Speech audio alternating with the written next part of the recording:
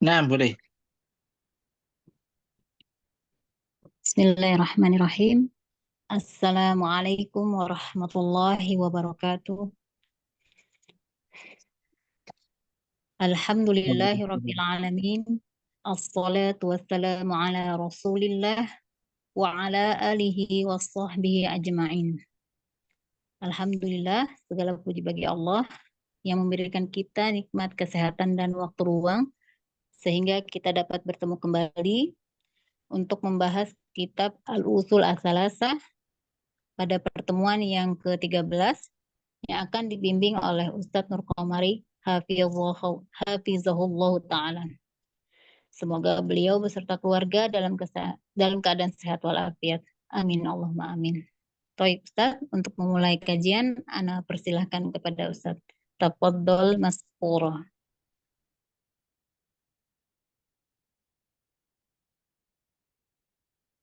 Assalamualaikum warahmatullahi wabarakatuh. Bismillah, alhamdulillah, wassalatu wassalamu ala rasulillah wa ala alihi wa mawala.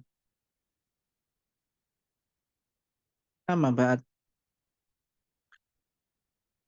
Jemaat sekalian yang diberkati Allah Subhanahu wa taala, alhamdulillah insyaallah kita akan melanjutkan malam ini pembahasan kitab Al-Usul As-Salasah dan kita masih masuk di dalam yakni jenis-jenis ibadah yang harus kita tujukan kepada Allah Subhanahu wa taala.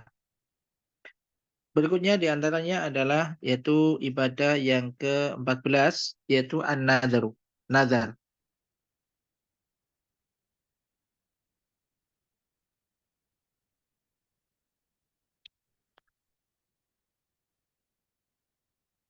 Tab nazar dulu ya, nazar. Nah.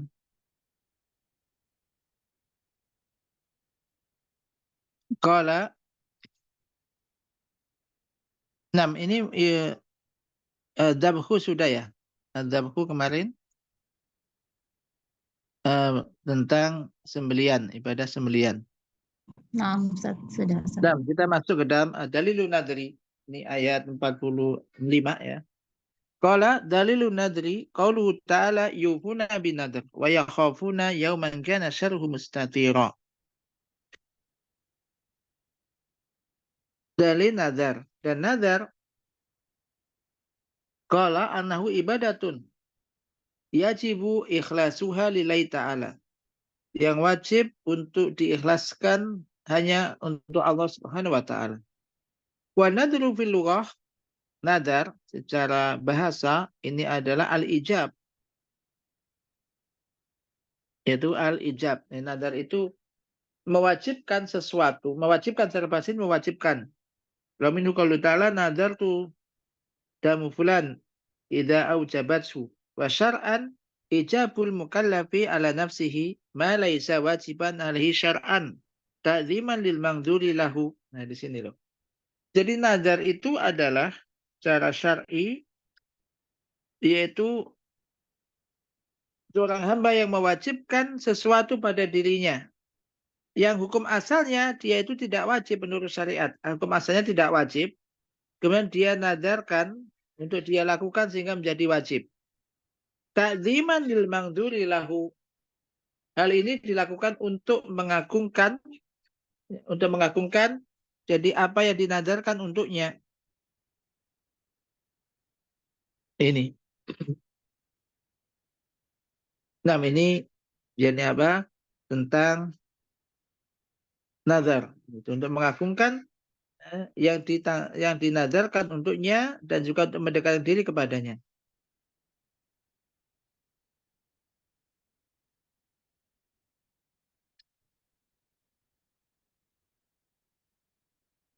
Dalilnya adalah qaulu ta'ala yufuna bin nadr. Yufuna bin nadr.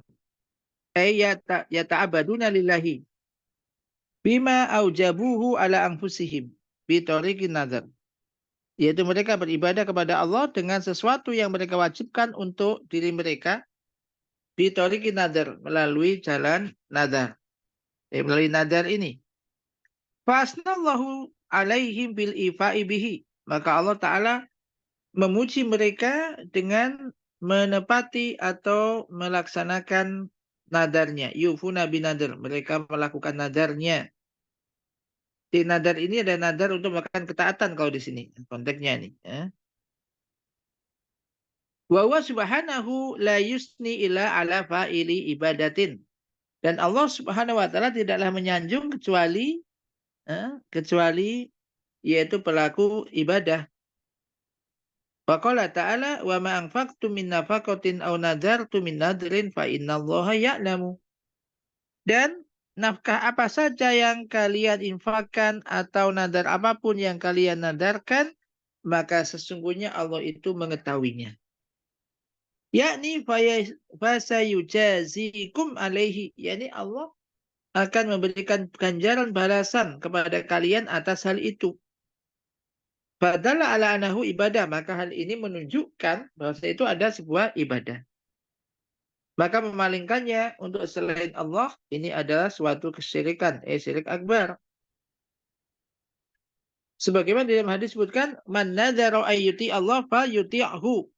Barang siapa yang bernadar untuk melakukan ketaatan kepada Allah, fal yuti'hu, maka hendaklah dia melakukan ketaatan kepadanya.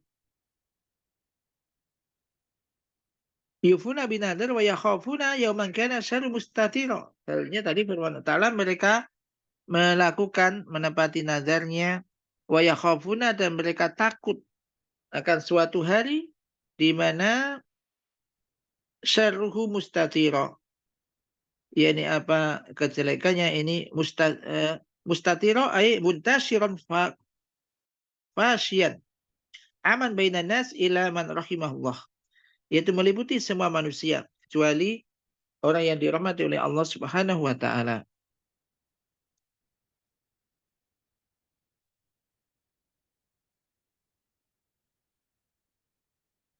Maka ini tentang nadar tadi.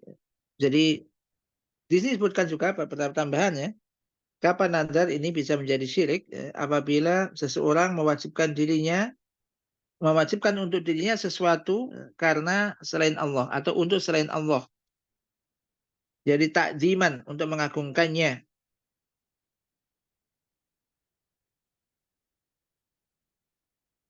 Jadi maka ini selama yang ada di hati Anda ini ada mengagungkan sesuatu tersebut dan memuliakannya, sehingga yang menjadikan Anda untuk melakukan nadar untuknya itu adalah untuk mengagungkan selain Allah tersebut dan untuk mendekatkan diri kepadanya, yaitu untuk mencari kebaikan darinya.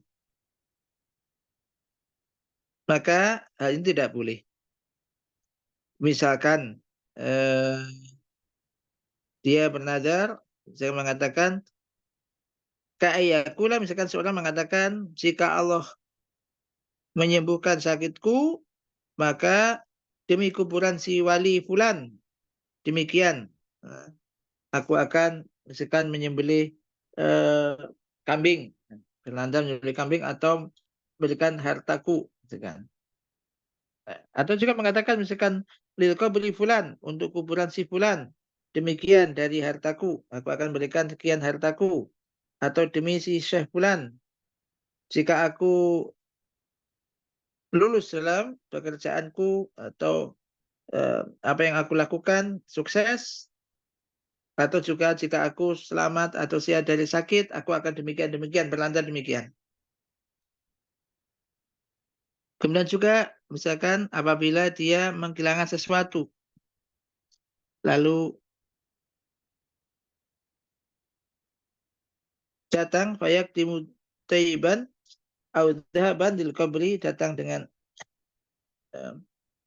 yakni apa, tabib atau dhahaban, yaitu untuk kuburan si wali tertentu sampai ia mendapatinya. Atau juga misalkan dia menghadiahkan daging misalkan untuk para orang miskin, li fuqara'il qabri fulan, yaitu fuqara al qabr si fulan, untuk kuburan si fulan yang disengaja ada orang yang ada di kuburan tersebut. Nah, ini contoh hal-hal yang termasuk dalam hal hal ini. Intinya di sini, para ulama juga membahas sih sebetulnya tentang nadar ini. Kalau bisa nadar memang pada hukumnya, ada yang mengatakan di antara ulama, nadar ini pada hukumnya makruh. Makruh ini maksudnya, kalau bisa nggak usah orang itu gampang-gampang bernadar. Tapi ya tentu nadar karena Allah. Tapi nadar kalau orang bernadar tapi ingin melakukan maksiat kepada Allah ya tidak boleh.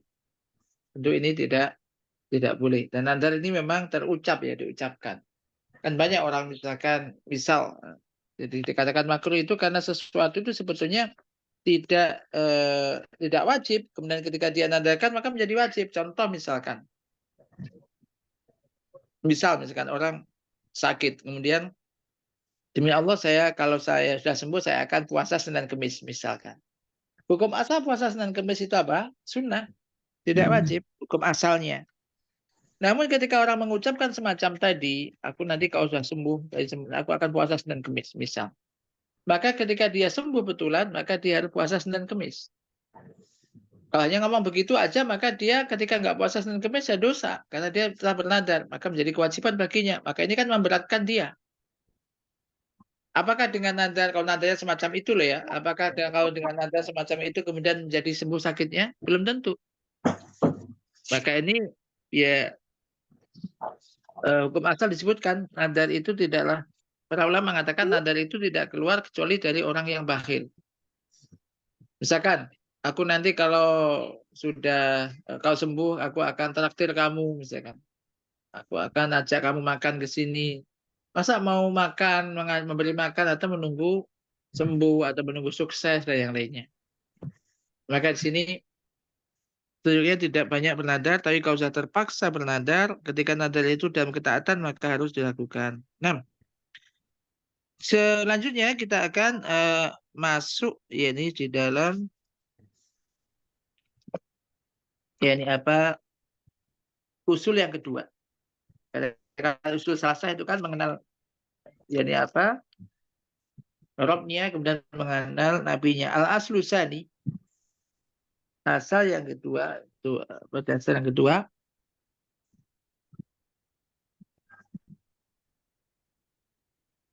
Al-aslu sani, ma'rifatu dinil islami bil adillah.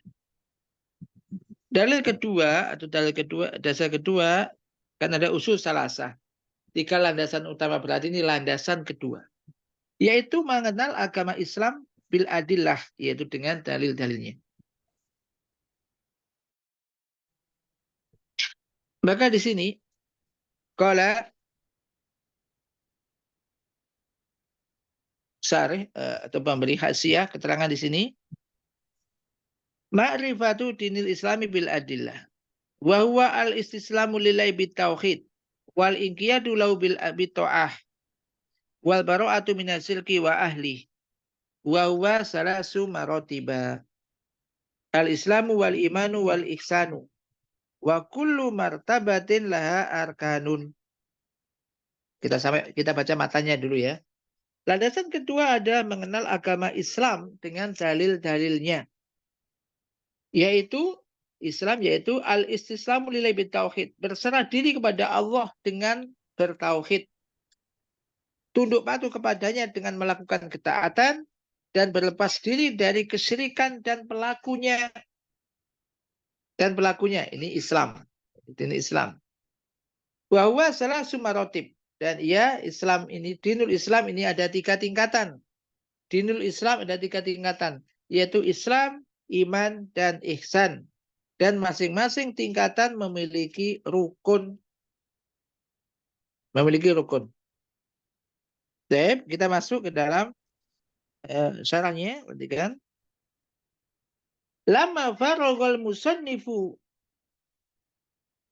qaddasallahu ruhahu minal aslil awal syaraha wa syarahahu wa basatahu syara'a fi dzikril asli sani min usuliddin alladhi la yambani illa alaiha wa huwa ma'rifatu dinil islami bil adillah minal kitabi was sunnah.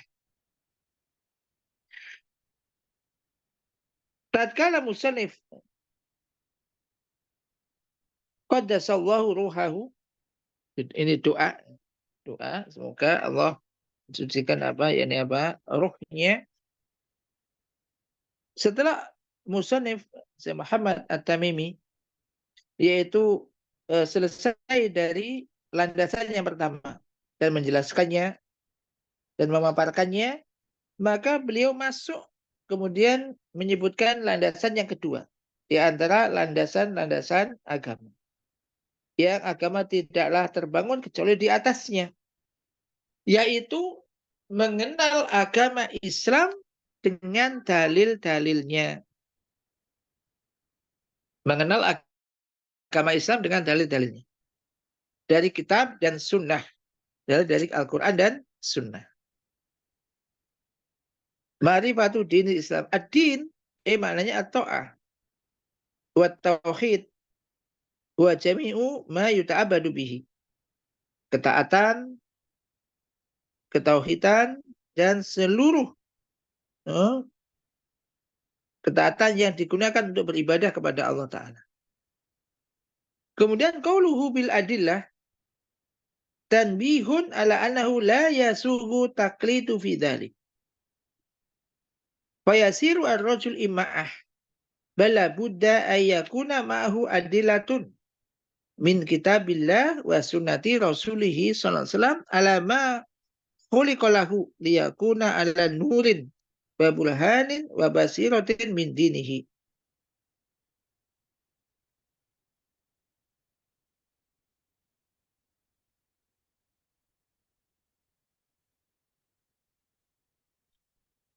Yaitu di sini ad-din itu ketaatan dan tauhid dan semua apa yang digunakan untuk beribadah kepada Allah Subhanahu wa taala.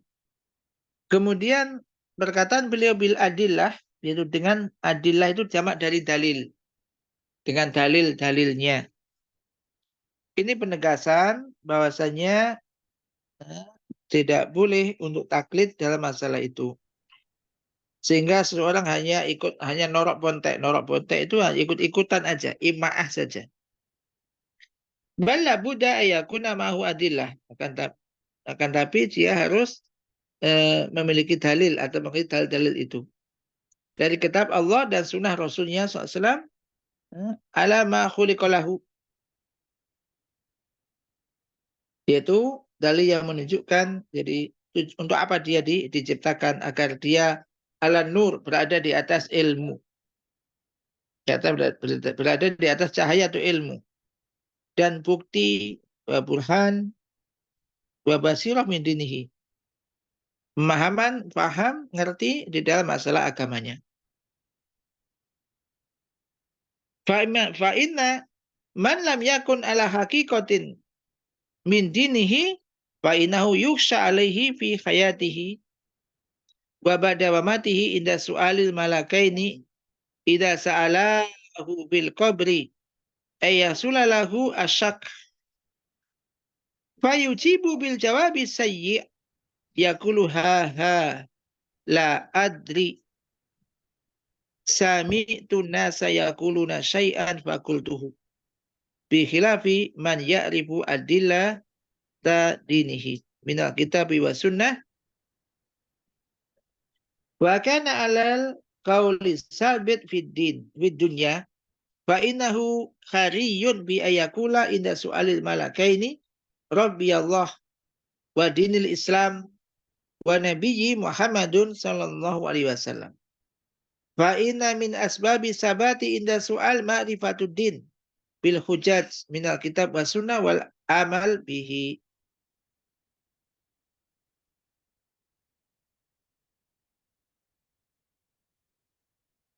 Ya karena barang siapa yang tidak berada di atas hakikat dari agamanya, maksudnya nggak mengetahui hakikat agamanya, maka dikhawatirkan di dalam hidupnya maupun setelah matinya, ketika dia ditanya oleh dua malaikat, ketika dua malaikat bertanya kepadanya di alam kuburnya, manusia setelah mati, ini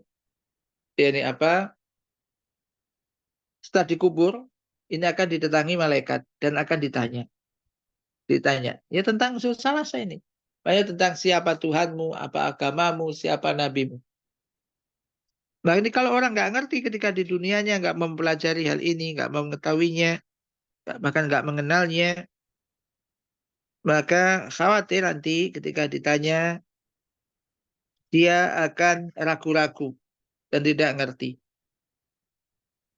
dan akan menjawab dengan jawaban yang keliru. Dia hanya mengatakan ha ha ha aku nggak ngerti. Ini orang-orang munafik. Ini, eh. Aku mendengar orang-orang mengatakan sesuatu maka aku pun ikut mengatakannya katanya. Akhirnya dipukul oleh malaikat. Dengan pukulan yang apabila dipukul ke gunung, gunung itu akan hancur. Dan menjeritlah ia. Ini kan. Nah, yang penting masalah ini. Lain halnya dengan orang yang mengetahui. Jadi dalil-dalil tentang agamanya. Dari Al-Quran dan Sunnah. Dan ia berada di atas qaulis sabit kalimat tauhid di dunia ini. Maka sungguhnya sangat mungkin ia insya Allah Ta'ala dia akan bisa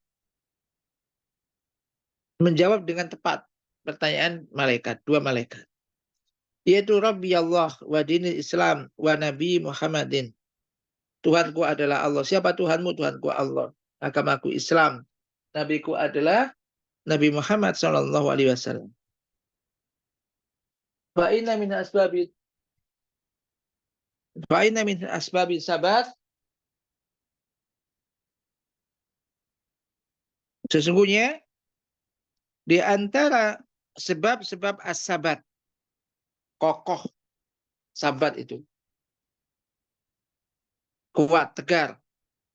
Ya. Ketika ditanya bisa menjawab dengan agama dengan tepat, yaitu ma'rifatuddin. Dia mengenal agama ini, agama Islam ini, mempelajarinya dengan hujah-hujah dari Al-Quran dan Sunnah wal amal bihi. Nah ini penting.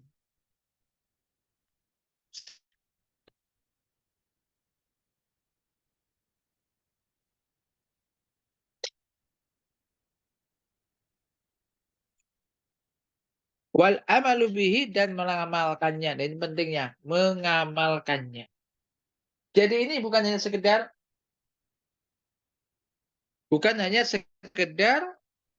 oh dihafal. Nanti ada ujian di sana, ujian dari malaikat ditanya pertanyaannya tiga hal, kemudian hanya sekedar dijawab, dihafal, dijawab. Tidak semudah itu tentunya. Karena orang-orang yang beriman dan beramal soleh insya Allah bisa menjawab diberikan oleh Allah Ta'ala. Ya ini qaulus sabit. Yaitu jadi ucapan yang tepat, yang kuat yang bisa menjawab. Makanya kalau orang habis mengubur jenazah itu disunahkan untuk mendoakannya. Nabi SAW mengubur jenazah mengatakan is'alu li akhikum as-sabat atau atas bid fa'inahu al-an yus'al. Karena sesungguhnya sekarang dia sedang ditanya. Sedang ditanya. Maka ada doa Allah maghfir lahu wasabbithu. Kalau perempuan ya Allah maghfir laha wasabbitha. Nah, ini penting ya. Jadi saya mengetahui kemudian mengenalkan mengamalkannya. Jadi nggak hanya sekedar ditalkin, ada orang ditalkin nanti kalau ada malaikat tanya jawab ini begini. Kalau ketika sudah mati dan hidupnya nggak beriman, nggak beramal soleh, nggak taat ya, ini kan tidak menjamin untuk bisa itu. Kayak ini harapannya dengan mengetahui itu kemudian mengamalkannya, harapannya nanti dimudahkan. Dan kita semua ini berharap ini agar bisa jadi menjawab dengan tepat. Nah, berikutnya bahwa al-istislamu lillahi bitauhid. Ya, Islam ini adalah dan sini Islam disebutkan sini yaitu Islam itu al-istislamu lillahi bitauhid wal inqiyadu bitaah wal bara'atu minasyirki wa ahli. Ini Islam. Jadi makna terjemahan ini aja orang ini harusnya sudah berupaya untuk bisa mengamalkan itu.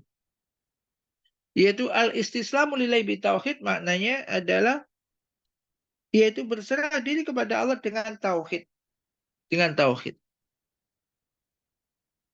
Ai adzullu wal khudu' lillah.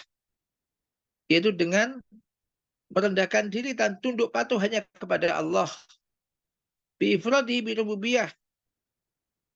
Dengan mengesahkannya di dalam rububiyah atau dengan rububiyah.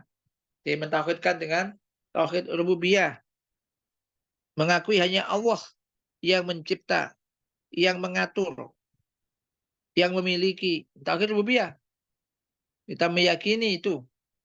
Allah yang menciptakan, Allah yang memiliki, Allah yang mengatur segala sesuatu, yang menurunkan hujan, yang memberikan rezeki, yang memberikan kesembuhan, yang bisa mengangkat bala, dan selainnya, dan sejenisnya, maka ini masuk di dalam rububiyah.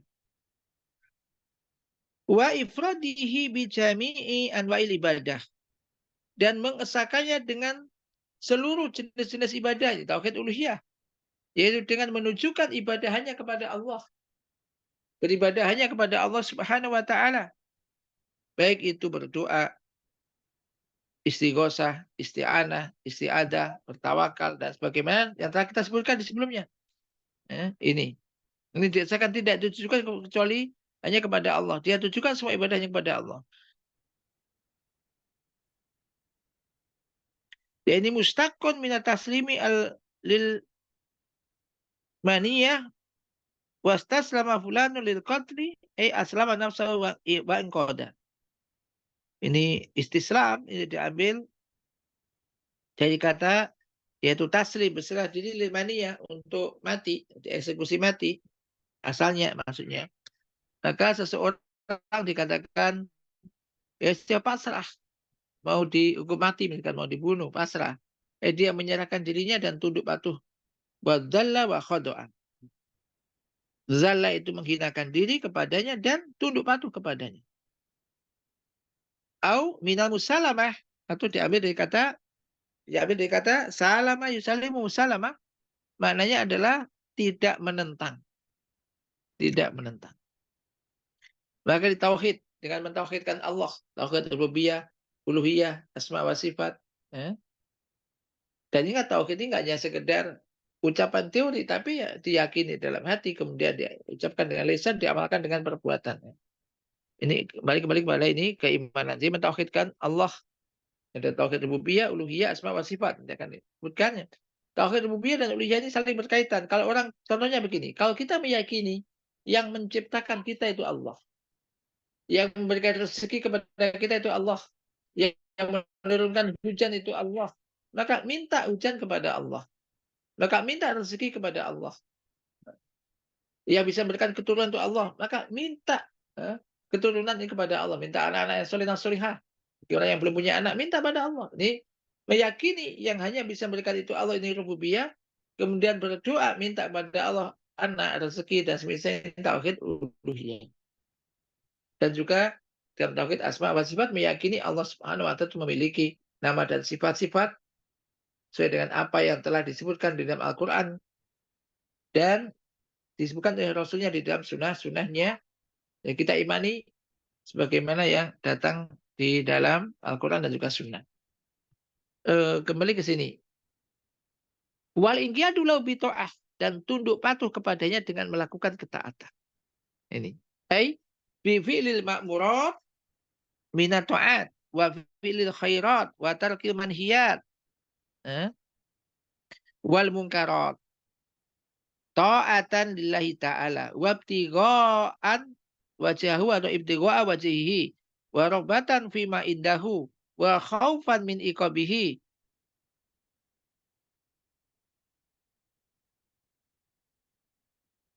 wa fi'l amri wa tarkul nahyi wa ibtigha'u wajhihi al-amir wa an-nahi huwa alladhi ja'at bihi jami'ur rusul. Nah, jadi tunduk patuh kepada Allah dengan melakukan ketaatan. Taat. Ini orang Muslim. Jadi kalau sini orang Muslim itu dia akan taat, tunduk patuh kepada Allah Ta'ala. Mentauhidkan Allah. Tidak berbuat syirik kepadanya. Tunduk patuh kepadanya dengan melakukan ketaatan. Taat penuhnya kepada Allah Subhanahu wa Ta'ala. Yaitu dengan apa? Dengan melaksanakan hal-hal yang diperintahkan. melaksanakan apa yang diperintahkan dengan dari berbagai macam bentuk ketaatan. Wa fil khairat, melakukan hal-hal yang baik, meninggalkan hal-hal yang dilarang dan yang mungkar. Semua itu mereka lakukan karena taat kepada Allah Ta'ala. Ingat, karena taat kepada Allah, bukan karena takut kepada ustaz, takut kepada orang. Ini melakukan itu karena taat kepada Allah, mengharapkan wajah Allah, mengharapkan pahala dari Allah, mengharapkan menginginkan apa yang ada di sisi Allah, takut akan hukuman dari Allah. Bahkan ini sebagaimana definisi takwa ya. Takwa itu adalah engkau melaksanakan perintah-perintah Allah ala nurin minallah berdasarkan ilmu, maksudnya tahu kalau itu ketaatan berdasarkan Quran, Sunnah, kemudian diamalkan, tarju sawab Allah, dan engkau mengharapkan pahala dari Allah, serta engkau meninggalkan perbuatan maksiat kepada Allah berdasarkan ilmu, dan kamu tinggalkan itu semua karena takut akan azab Allah, maka ini adalah takwa.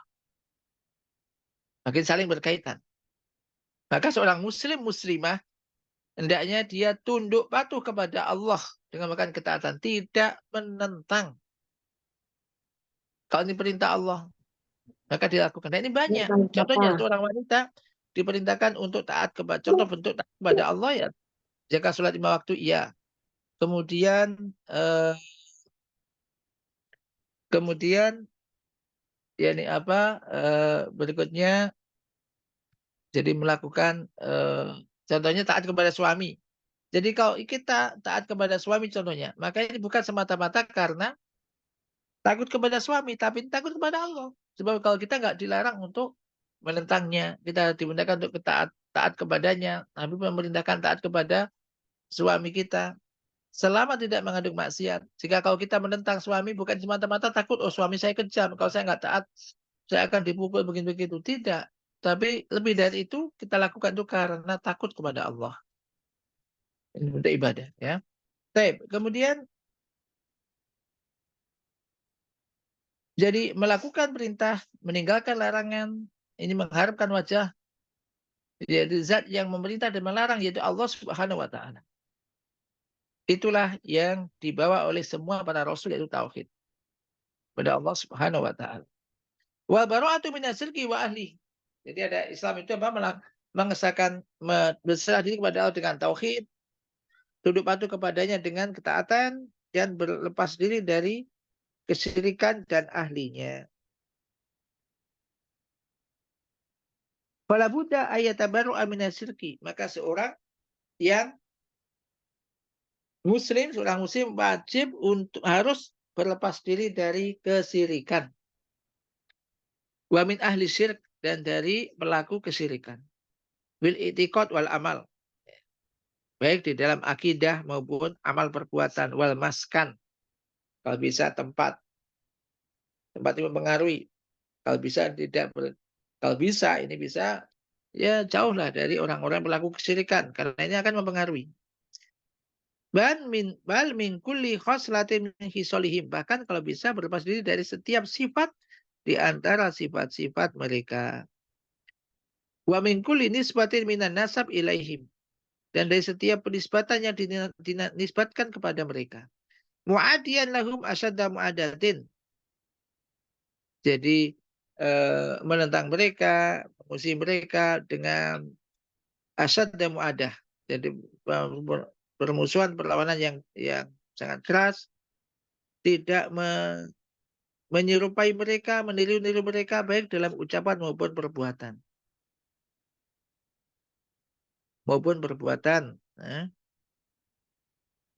Wa kullu martabatin laha arkan. Dan setiap tingkatan ini memiliki rukun. Setiap tingkatan memiliki rukun, yaitu ada wahwa salah satu marotib. Maksudnya di sini ada 3 tingkatan. Dalam din ini ada 3 tingkatan, yaitu Islam yang paling bawah, kemudian berikutnya iman, berikutnya ihsan.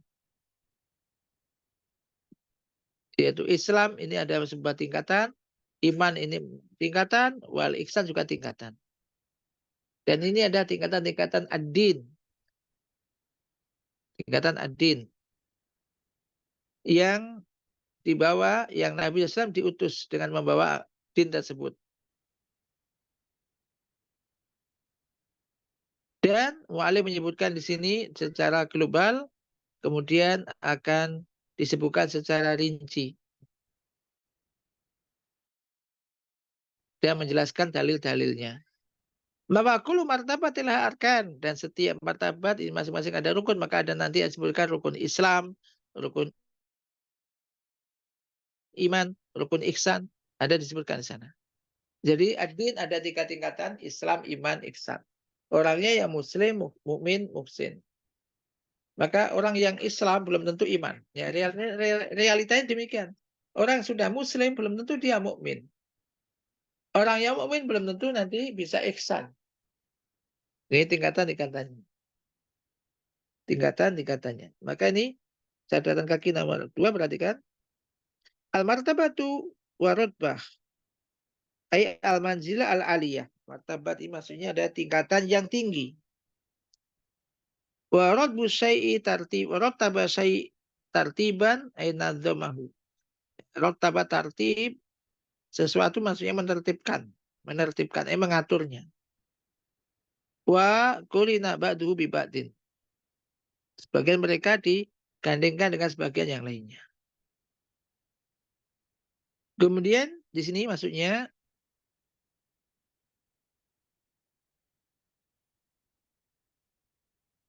yaitu Islam ini martabat, iman ini tingkatan, ihsan tingkatan.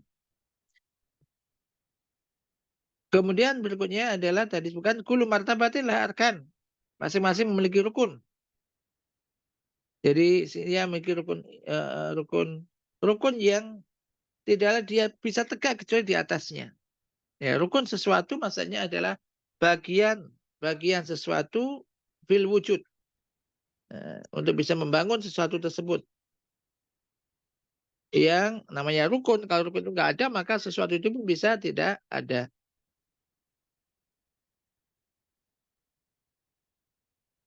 Disebutkan semacam itu digambarkan kayak rukun rumah. Rumah itu ada tiang-tiangnya. Ada pondasinya, ada tiang-tiangnya, ada dindingnya, semacam itu. Yang apabila rumah itu nggak ada tiangnya, ya nggak bisa berdiri. Bamarotibudin, maka tingkatan-tingkatan ad-din, yaitu la tatimu illa biarkaniha, yang din itu tidak, maka tingkatan itu tidak akan sempurna kecuali dengan rukun-rukunnya. Wabil istilah ibaratun anjus ilmahiyah. Rukun itu ada secara istilah ungkapan tentang bagian yang pokok, bagian pokoknya. Namanya rukun.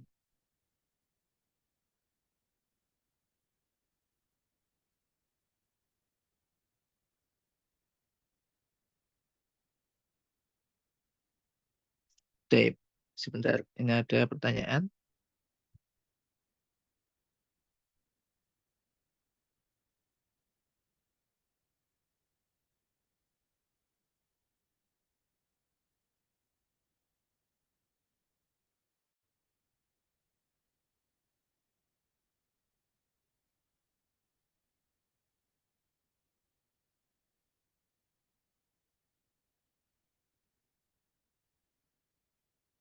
Baik, kita sampai di sini ya, sampai pembahasan ini Arkanul Islam.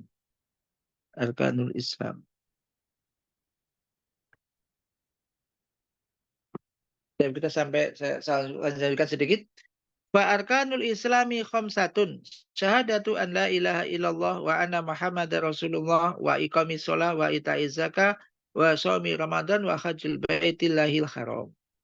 Rukun Islam itu ada 5. Yaitu maksudnya la yastaqimu illa biha. Yang Islam tidak akan tegak kecuali dengan 5 itu. Wa la yasbutu biduniha, dan Islam tidak akan kokoh kecuali dengan 5 hal tersebut. Wa ma faqada minha zala al-islamu bifaqdihi. Apabila ada rukun yang hilang dari rukun-rukun yang 5 itu, maka Islam pun akan hilang sebesar apa yang hilang dari rukun tersebut. Ini. yaitu syahadat an la ilaha illallah.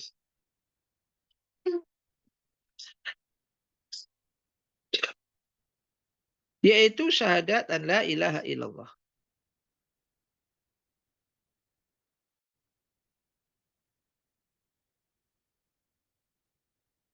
Wa anna Muhammad Rasulullah. Syahadat an la ilaha illallah wa Muhammad Rasulullah.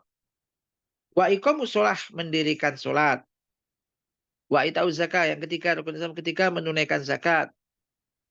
Rukun Islam yang keempat puasa Ramadan. Dan yang kelima wa hajjul baitillahil haram. Menunaikan ibadah haji ke Baitullah al-Haram.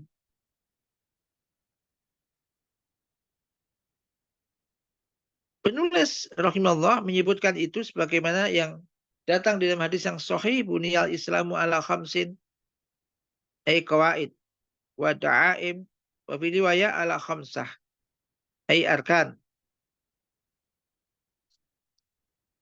Masa Islam bibinain uqima ala khamsati amidatin la yastaqimu ila biha. Faqaddama al-aham fal aham.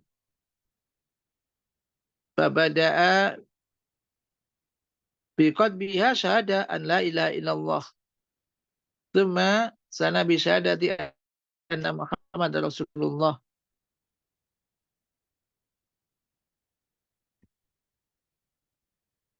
Nah, di sini Malik menyebutkan ini sesuai dengan datang ya apa yang datang di hadis ya, nanti akan disebutkan yakni apa tentang dalil dalil di situ.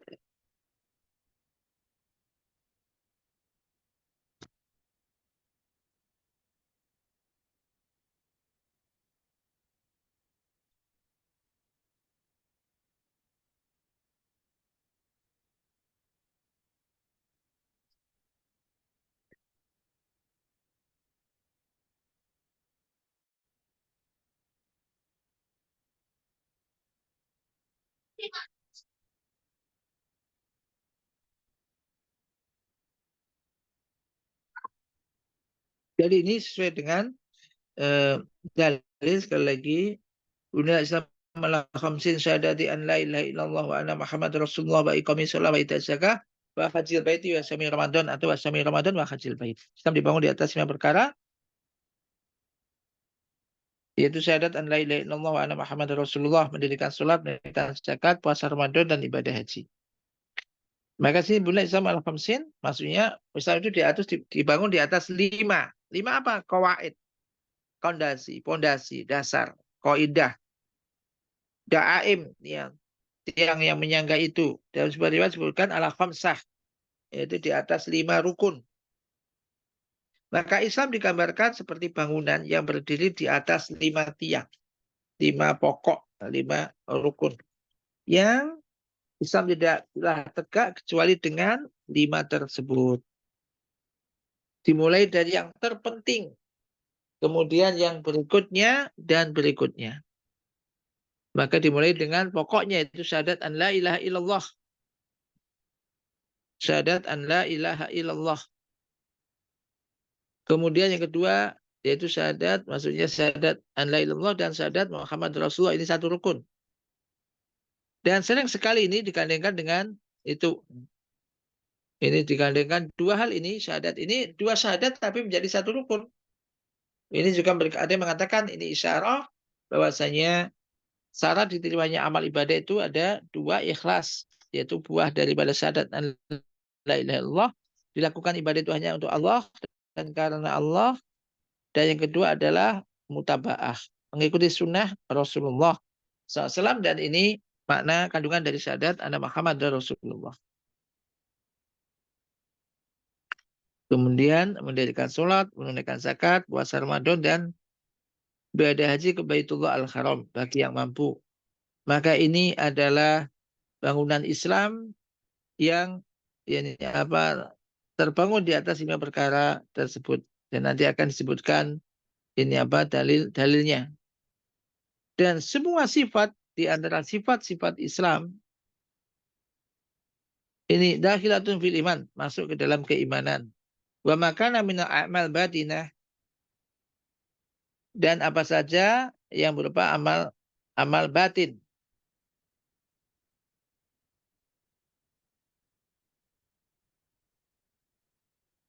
Fawasofal iman alaihi.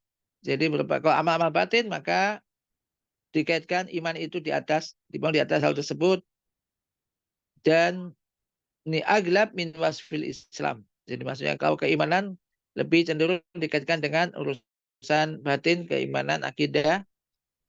Ini lebih disebutkan itu daripada ya, tentang Islam. Dan amalan-amalan diniyah yang dohir, yang tampak, seperti syahadat, 2 kalimat syahadat, sholat, dan macam-macam ibadah yang tampak dan dilihat oleh manusia, maka itu disebutkan, disifati untuk menyebutkan sifat-sifat Islam yang berarti di atasnya, termasuk sholat, zakat, ini semua orang melihat, ya kan? Puasa dan juga ibadah haji.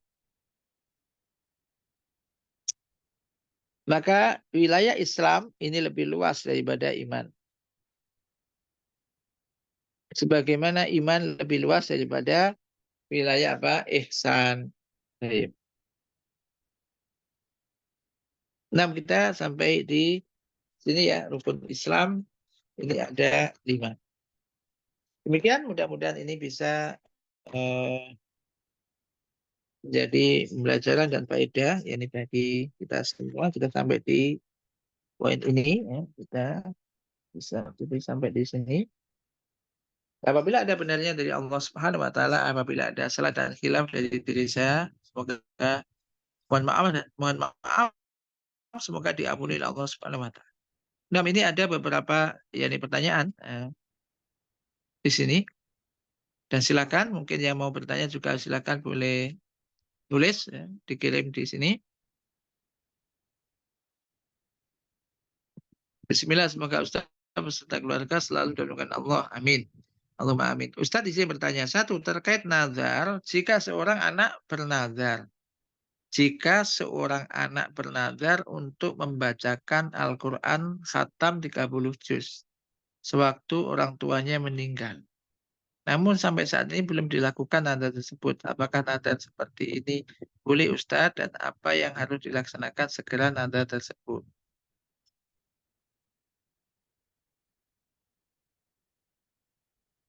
Nah, kembali kepada asal, nazar itu sebetulnya sekali lagi hukumannya itu makruh ya, nazar itu.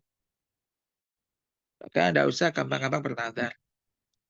Kemudian kalau nazar itu mengandung ketaatan, dalam ketaatan maka hendaknya dilakukan. Ketika tidak, maka ya tidak usah dilakukan. Yang konteksnya di sini, jika seorang anak bernazar untuk membacakan Al-Quran khatam 30 juz, maksudnya membaca bukan menghafal, membaca Al-Quran 30 juz sewaktu orang tuanya meninggal. Nah, kata-kata sewaktu orang tuanya meninggal itu apakah pas pada waktu orang tuanya meninggal, pas meninggal kemudian langsung baca 30 juz di situ? Atau setelah selesai orang tuanya nanti meninggal, kemudian dikubur, selesai karena orang tua sudah meninggal, dia akan membaca 30 juz. Nah, adapun tentunya ketika orang tuanya meninggal, maka yang disegerakan adalah ya yang jelas ya sabar menerima itu. Kemudian karena itu musibah, ya sabar menerima dengan ridho. Kemudian juga segera mengurus fardu kifayahnya. Ini yang disunahkan. Banyak dalil-dalil tentang itu. Silakan untuk menyegerakan itu. Ya, mulai dari awal sebenarnya kalau ada orang meninggal, sebelum meninggal disuruh mentalkin. Lakinu mautakum bila ilallah. Menuntun ucapan la ilaha illallah. Karena mangkana akhiru kalami la ilallah dakhala jannah, barang siapa yang akhir ucapannya la ilallah dia akan masuk dalam surga. Maka dianjurkan ketika orang sudah nazar ini dituntun untuk mengucapkan la ilaha illallah. La ilaha illallah. Harapannya adalah supaya ucapan terakhir orang itu pas meninggal itu la ilaha illallah. Maka barang siapa yang ucapan terakhirnya la ilaha illallah dakhala jannah. Nah, ini sunnah, termasuk sunnah. Kalau memang sudah yang meninggal ya ditutup matanya dipejamkan, ditutupkan sambil didoakan. Kemudian ditutup kain yang bisa menutupi seluruh tubuhnya. Kemudian dilaksanakanlah kifayah, fardu kifayah. disiapin segala kebutuhannya, ya mulai memandikan, mengkafani, mensolatkan dan mengubur. Ini yang hendaknya dilakukan. Setelah itu ya banyak berdoa. Banyak berdoa. Ini. Jadi nazar ini sekali lagi kalau konteksnya baca Quran itu adalah sebetulnya boleh ibadah, tapi kalau dikaitkan mesti habis di jelasnya masih ada apa enggak, hanya disuruh justru membaca Quran di situ maka tidak ada contohnya, ya. Belum ada contohnya itu dari Nabi atau dari para sahabat ya kan. Yang dilakukan justru yang semacam tadi segera ditunaikan kifayahnya. Apakah baca Yasin untuk orang yang baru meninggal seperti yang sering kita lihat ketika orang-orang lansia pada umumnya ada contohnya dari Rasulullah? Sejauh yang saya ketahui belum tahu saya ada contohnya itu. Sejauh yang saya ketahui ini tidak ada contohnya, belum ada contohnya. Terus bagaimana jika tidak ada? Maka takziah, sebenarnya takziah itu apa sih? Takziah itu adalah mendoakan, yaitu apa? Mendoakan kepada orang yang ditinggal supaya dia itu sabar. Sabar. Maka di antara doa takziah selain innalillahi wa inna ilaihi rajiun. Kemudian doakan innalillahi ma akhadha wa lahu ma a'ta wa kullu syai'in bi ajalin indahu bi ajalin musamma. Fasbir wal fal tasbir wal tahtasib.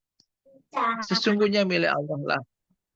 Sesungguhnya milik Allah lah apa yang dia ambil dan apa yang dia berikan.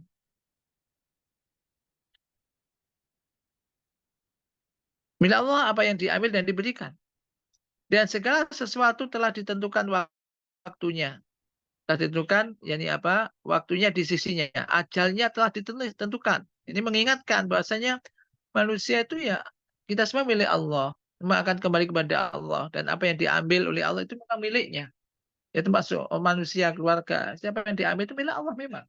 Maka ada innalillah wa inna ilaihi rajiun. Sesungguhnya kami milik Allah dan sesungguhnya kepada Allah kami akan kembali. Ini menyadarkan supaya orang itu tidak niyahah, tidak ini apa menangis menjadi-jadinya. Seakan nanti ikut siapa makan bagaimana hidupnya bagaimana. Nah ini. Dia menyadari itu semua milik Allah. Maka fal tahtasib wal tasbir wal tahtasib. Maka hendaklah Anda sabar dan mengharap pahala dari Allah atas musibah itu.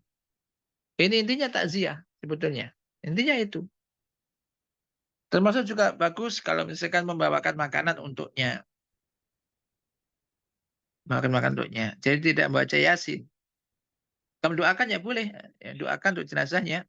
Misalkan Allahumma lahu warhamhu wa'afi wa'fu anhu. Ya Allah ampunilah dia. Rahmatilah ia. Maafkanlah ia. Dan seterusnya. Ini. Jadi sebetulnya itu. Jadi tidak ada didoakan membaca Yasin keliling dan semacam ditunggu sampai membacakan itu tidak. Jadi doakan, mendoakan dan doakan boleh sampai. Dan intinya adalah menjadi supaya keluarga yang ditinggal ini bisa kuat, kemudian sabar, kemudian menerima itu semua dan semoga diberi balasannya lebih baik dan semacam itu. Ini takziah yang disunahkan. Wallahu taala a'lam bishawab. Nah,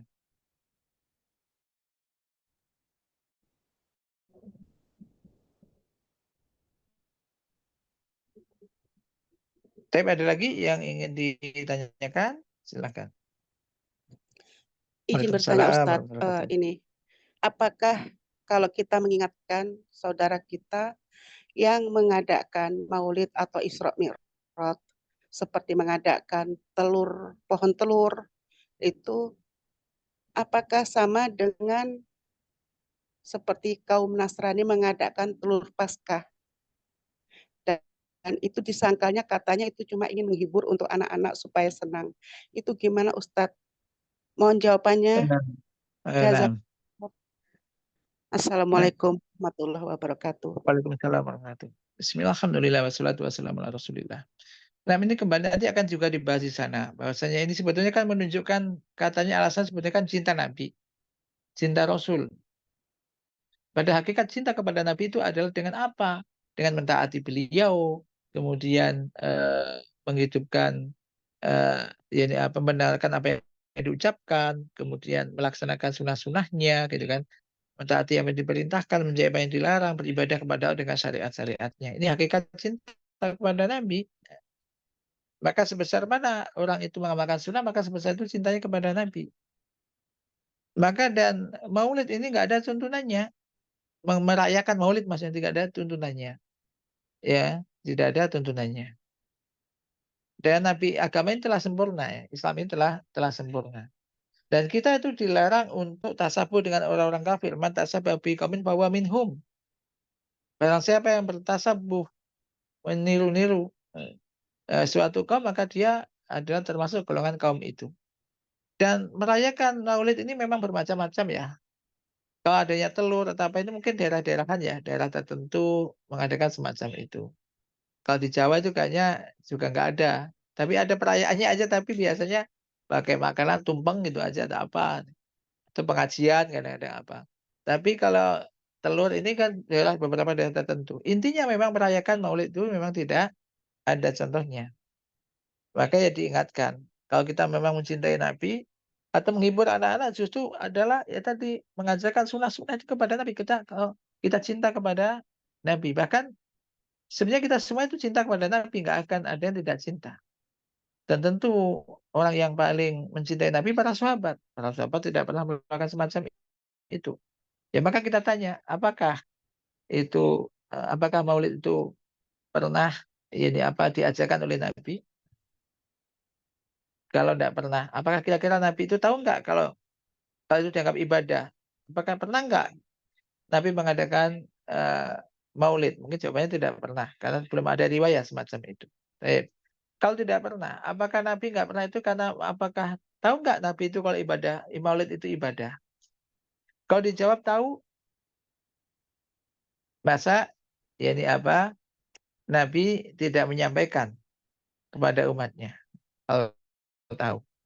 Kemudian yang dijawab tidak tahu, masa Nabi tidak tahu? Maka Anda masa lebih tahu daripada Nabi. Karena agama telah sempurna. Nabi meninggal, semua telah disampaikan. Apa yang diperintahkan telah disampaikan, apa yang dilarang telah disampaikan. Intinya memang ini sebenarnya tidak ada. Dan kebanyakan bahayanya, ketika orang itu merayakan sesuatu, melakukan sesuatu ibadah yang tidak diperintahkan, maka ibadah yang disunahkan justru tinggalkan. Tidaklah suatu kaum melakukan suatu bid'ah, kecuali akan diangkat semisalnya dari kaum itu. Demikian juga Allah Ta'ala berfirman, "Falyahdharil ladzina yukhalifuna an amri an tusibahum fitnatun aw yusibahum adzabun alim." Tidaklah orang-orang yang menyelisih perintah Rasul ini khawatir, takut akan ditimpa fitnah atau adab yang pedih. Maka momen kayak bulan-bulan sekarang ini kan momennya bulan Rabiul Awal. Lepas dari tanggalnya kelahiran itu masih juga diperselisihkan dengan berapa, tapi intinya ini kalau kita ingin betul-betul mencintai Nabi, ini adalah dengan meningkatkan ketaatan kita kepada Nabi. Dengan meningkatkan sunnah-sunnah, meningkatkan dalam mengamalkan sunnah-sunnah dan ajaran Nabi. Semakin banyak sunnah-sunnah dan ajaran Nabi yang kita kerjakan, berarti menunjukkan semakin cintanya. Ya. Allah Ta'ala berfirman, "Qul in kuntum tuhibbunallaha fattabi'uni yuhibbukumullah wa yaghfir lakum dzunubakum." Katakanlah jika kamu itu mencintai Allah, maka ikutilah aku, ikutilah Nabi. Niscaya Allah akan mencintai kamu. Pasti Allah akan mencintai kamu. Dan akan mengampuni wa yaghfir lakum dzunubakum, akan mengampuni dosa-dosamu.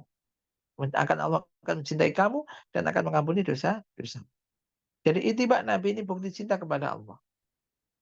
Jadi justru kalau kita mengatakan ini ada sunnah, ini ada ibadah, pahalanya besar, pada Nabi tidak mengatakan demikian, tidak mengajarkan demikian, bahkan berarti kita secara nggak langsung saja menuduh Nabi tahu tapi nggak disampaikan, atau Nabi masih kurang ajarannya sehingga ada tambahin, ya, dengan melakukan semacam itu. Apalagi kalau meyakini kalau nggak ikut-ikut melakukan itu berarti nggak cinta Nabi, gitu kan. Nah, padahal ini justru nanti sebaliknya. Jadi melakukan ibadah yang tidak ada contohnya, maka ini tentu dilarang. Karena Nabi sendiri mengatakan, man amila amalan laisa ali amruna fahuwa raddun ay mardud. Barang siapa melakukan suatu amalan tidak ada perintah kami, maka amalan itu akan tertolak. Nah, jadi kalau hanya untuk menghibur anak-anak, menghibur waktunya kenapa mengapa menghibur masih dengan itu, kemudian mengapa dilakukan di bulan ini? Dan menghibur tentunya adalah maksudnya apa menghibur dalam apa? Itu hanya sekedar ucapan saja sebetulnya. Tapi ini hanya untuk mengkilah aja, ngeles lah, misalnya. Tapi intinya nanti khawatir kalau nggak makan itu nanti dicap orang-orang nanti begini begitu. Nah, kita maka sekarang ini tujuan kita terus belajar. Setelah kita tahu, oh ternyata demikian. Oh yang baik demikian. Karena ini masa ibadah. Urusan kita ibadah. Ibadah itu pada hukum asalnya kan tidak boleh. Kecuali ada syariat yang memerintahkannya. Sebagaimana sebaliknya, hukum al-aslu fil asya itu al-ibahah. Hukum dalam hal segala sesuatu itu, muamalah dan semisal itu adalah boleh. Kecuali ada dalil yang mengharamkannya. Semacam itu. Nah, itu masuk ibadah maka harus ada dalilnya. Maka marilah kita mencukupkan apalah yang diperintahkan oleh Nabi, mengamalkan sunnah-sunnah itu masih banyak yang belum kita bisa lakukan. Khawatir nanti kalau kita justru melakukan sesuatu yang tidak ada tuntunannya, maka sesuatu yang ada tuntunannya itu akan diambil dari mereka, yang mereka tinggalkan. Na'udzubillah min dzalik. Nah, wallahu taala a'lam bishawab.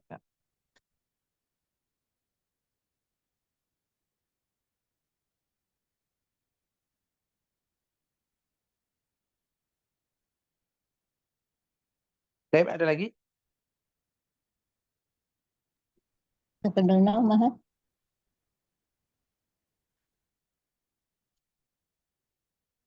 Sepertinya tidak ada, Ustaz.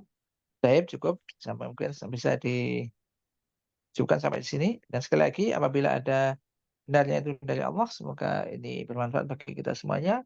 Dan sekali lagi kita bisa berikan ilmu yang bermanfaat. Kemudian ketika kita mengetahui dalil, dibuka hati kita oleh Allah untuk bisa memahaminya, menerimanya, dan kemudian bisa mengamalkannya. Apabila ada salah dan khilaf, sekali lagi saya mohon maaf, semoga diampuni Allah Subhanahu wa taala. Baik, saya cukup sekian. Silakan umat ini bisa ditutup dengan kafaratul majlis. Baik, Ustaz.